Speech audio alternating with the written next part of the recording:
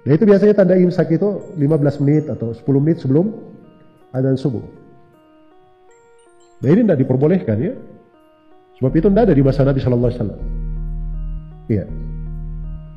Tidak dilakukan dan itu membatasi orang namanya. Ibnu Umi Maktum adzan kedua. Ya berarti batasan terakhir makan itu apa? Adzan. Ya, adzan. Sebelum adzan subuh masih boleh makan. Kalau di masjid bilang imsak, imsak masih boleh makan ya. Imsak artinya makan terus tapi hati-hati, tidak apa-apa. Imsak itu tidak ada dalilnya. Jadi kalau misalnya Wahabi ngotot dan bertanya kepada kita, emang di masa Rasulullah ada imsak? Ya kalau istilah imsak di masa Rasulullah ya nggak ada. Sama dengan istilah tauhid Wahabi yaitu tauhid uluhiyah, tauhid rububiyah. Itu di masa Rasulullah nggak ada. Tetapi ternyata oleh para Wahabi itu diadakan. Itu kata mereka hasil ijtihad dari ulama-ulama mereka, kan sama saja kan.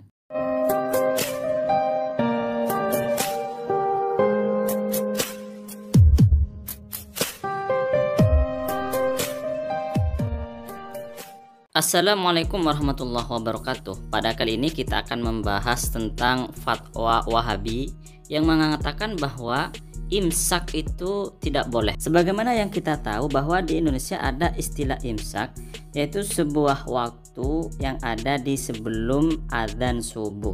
Nah, ketika waktu imsak ini sudah masuk, biasanya masyarakat Indonesia itu sudah tidak makan sahur lagi atau berhenti sahur. Walaupun sebenarnya menurut para ulama makan sahur waktu imsak itu masih diperbolehkan. Tapi para Wahabi berfatwa bahwa imsak itu nggak boleh.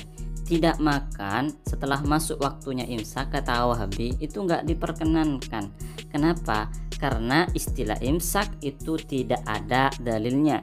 Begitu juga kata Wahabi, kalau kita melihat di masa Rasulullah juga nggak ada istilah imsak.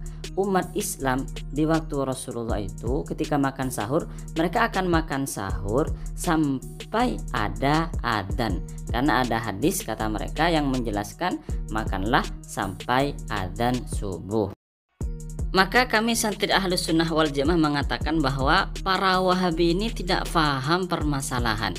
Gini loh guys, cara menentukan waktu adzan di masa Nabi itu tidak sama dengan cara menentukan waktu adzan subuh di masa sekarang. Di zaman Nabi Muhammad SAW, ketika sahabat itu mengumandangkan adzan subuh, mereka melihat fajar sodik. Sahabat Nabi melihat fajar sodik dengan mata kepala sendiri, sehingga waktu subuh itu jelas masuknya. Karena kata Nabi, masuk waktunya subuh itu dengan keluarnya fajar sodik. Lah, di zaman sekarang waktu adzan termasuk waktu adzan subuh, ketika di masjid itu adzan subuh, mereka tidak melihat fajar sodik secara langsung, tetapi orang yang adzan itu melihat jadwal kalender. Berarti permasalahannya itu sangat beda bro.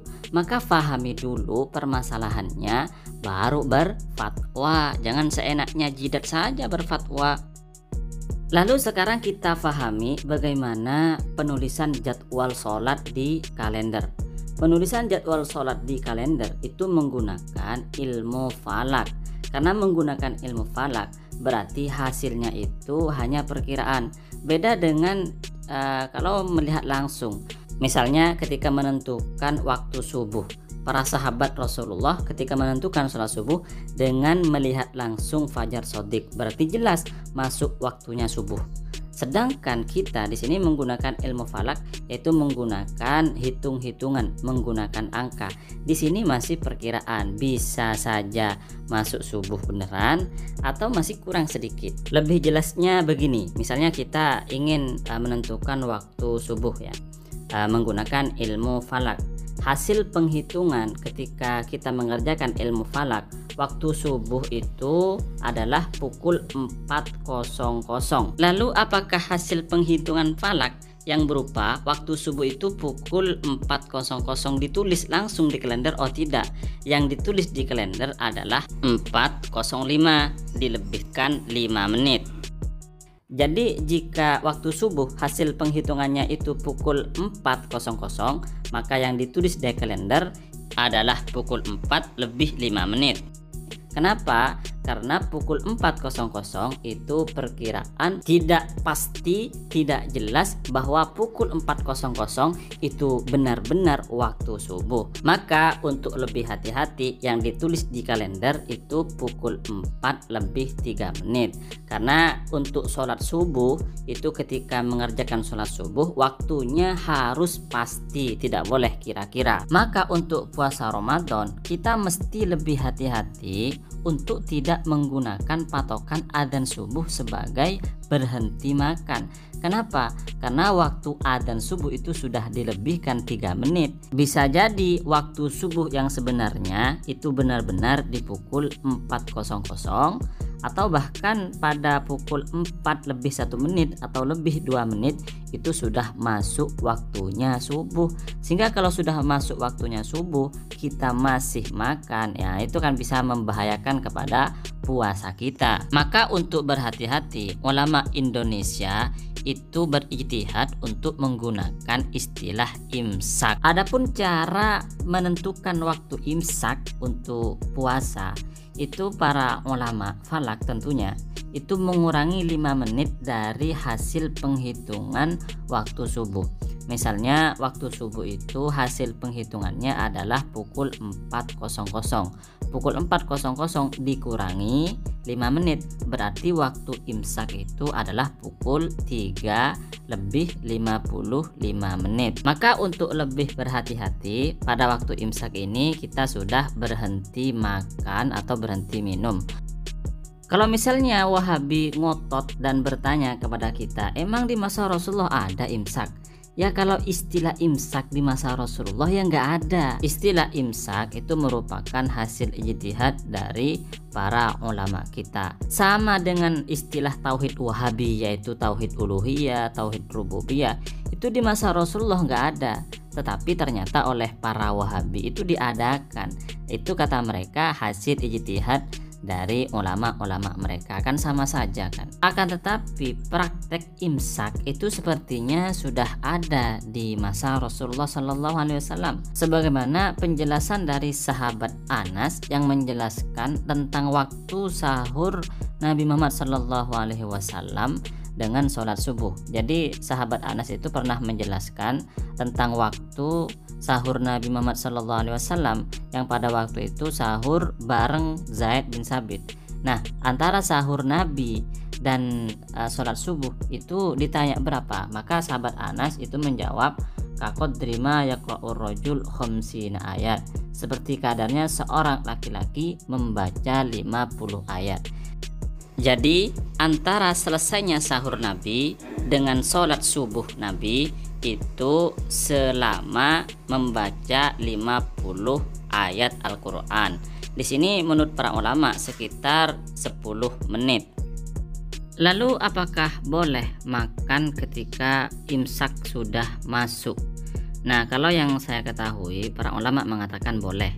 Di antara dalilnya berada di dalam kitab Fathul Mu'in, ada penjelasan seperti ini. Wa yajuzu al-aklu, dan boleh makan. Ini maksudnya adalah makan untuk sahur.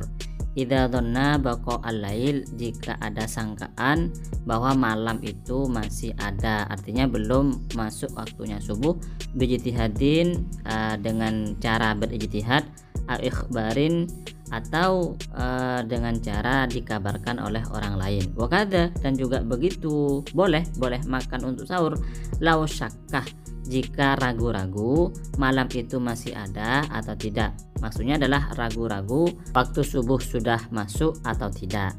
Kenapa? Li'annal aslah baqa'ul lail, karena asalnya malam itu masih ada. Lakin yukrahu, akan tetapi makan sahur pada waktu tersebut itu dimakruhkan. Nah, kalau kita kaji waktu imsak itu adalah setidaknya kita ragu kan, apakah masih belum masuk waktunya subuh atau tidak. Nah, kalau kita ragu itu masuk waktunya subuh atau tidak, berarti di situ kita masih boleh makan sahur walaupun itu dimakruhkan. Akan tetapi makan di waktu imsak itu ada konsekuensinya. Kalau misalnya pada waktu imsak kita makan waktu imsak itu ternyata sudah masuk waktunya subuh, ya berarti itu nanti puasa kita batal, puasa kita tidak sah. Oleh karenanya diadakan imsak untuk lebih hati-hati, yaitu ketika waktu imsak kita sudah tidak makan dan tidak minum. Lebih jelasnya bisa dibaca di NU Online dengan judul penjelasan salah kaprah masyarakat soal imsak.